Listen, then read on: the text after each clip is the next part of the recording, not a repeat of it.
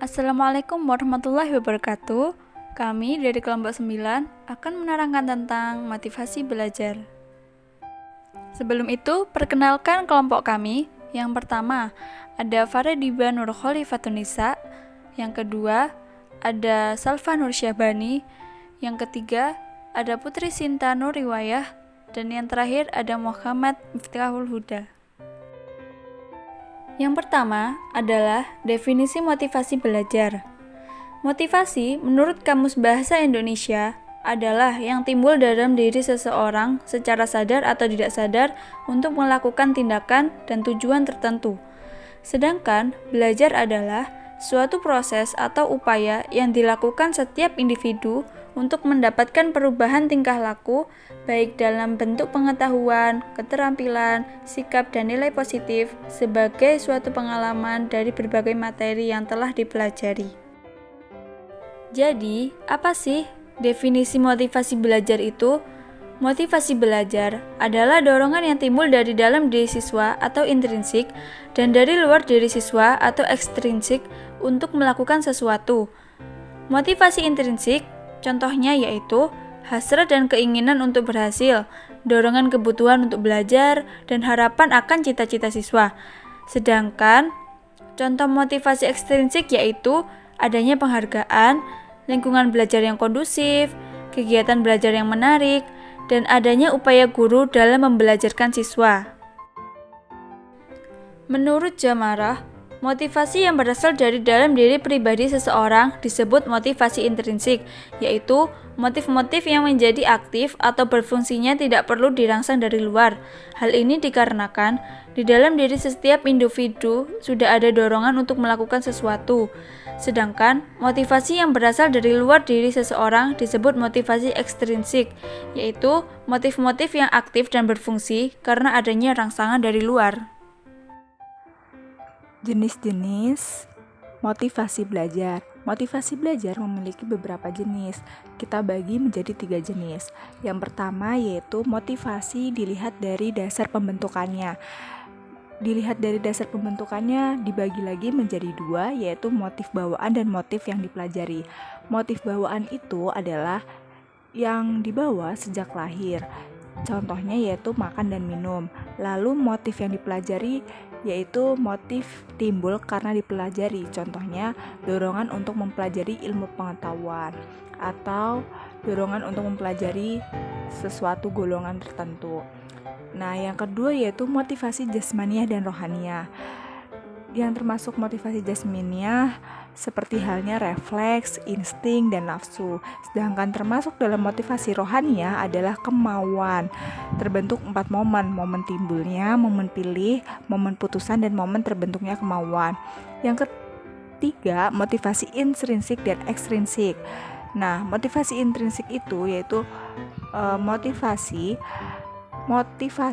yang menjadi aktif atau berfungsi tidak perlu dirangsang dari luar. Artinya, motivasi tersebut timbul dari dalam diri sendiri individu tanpa paksaan dari orang lain.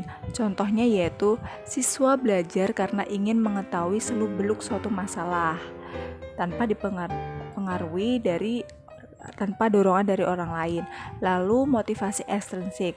Motivasi ekstrinsik adalah motif yang aktif dan berfungsi karena adanya perangsang dari luar. Artinya motif ini timbul akan pengaruh dari luar individu, yaitu karena ajakan, suruhan, atau paksaan dari orang lain.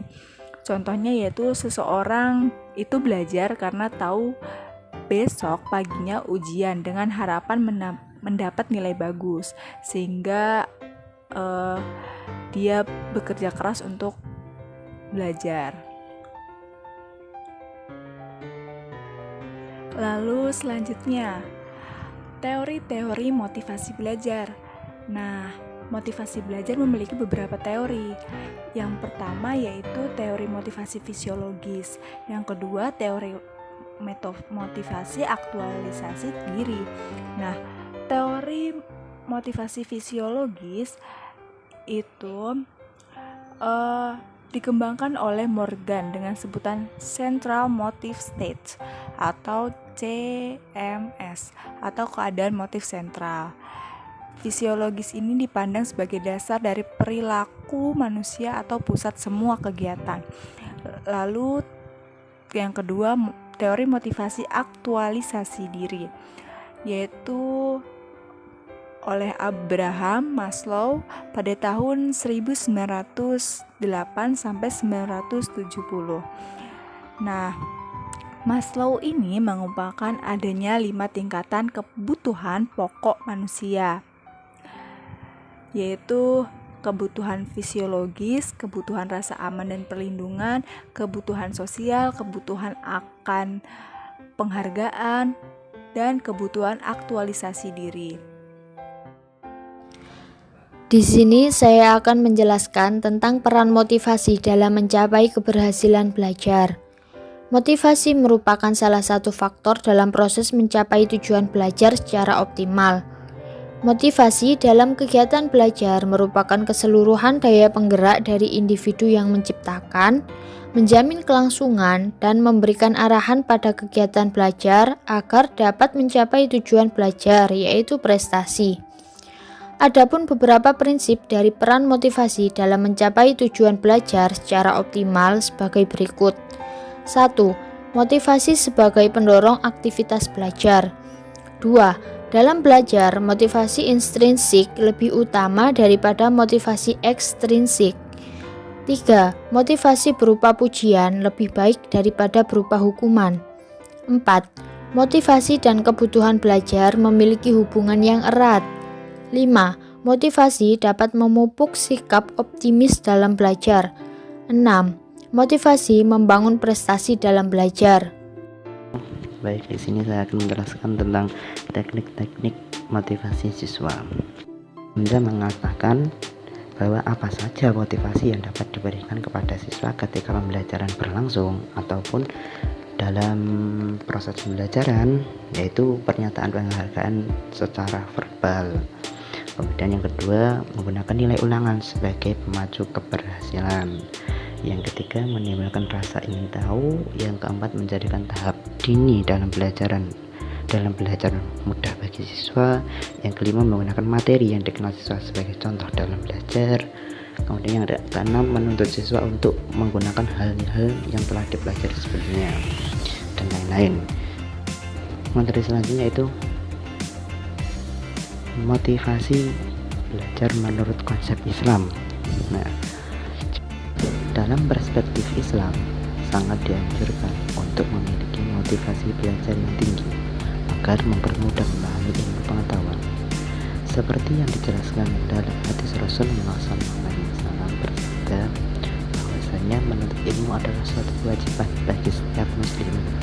Jadi dapat dipahami bahwa seorang muslim yang berilmu dan mampu memanfaatkan ilmunya sesuai dengan tuntunan agama Islam, maka dia akan mendapatkan kemuliaan di dunia dan akhirat.